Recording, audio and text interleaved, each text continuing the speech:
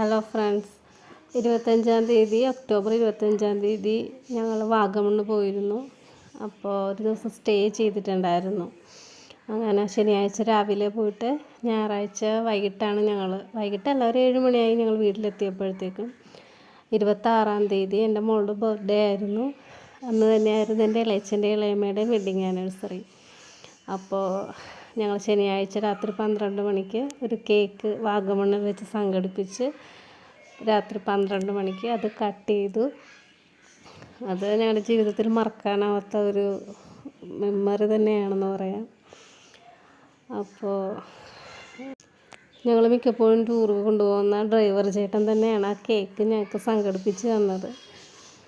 അപ്പോൾ ഒട്ടും പ്രതീക്ഷിക്കാതെയാണ് ആ കേക്ക് കിട്ടിയത്. അപ്പോൾ അതിൻ്റേതായിട്ടുള്ള ഒരു സന്തോഷം കൂടി ഉണ്ടായിരുന്നു. അപ്പോൾ വീഡിയോ ഇഷ്ടമായാലും എല്ലാവരും ലൈക്കും സബ്സ്ക്രൈബൊക്കെ ചെയ്ത് സപ്പോർട്ട് ചെയ്യണേ.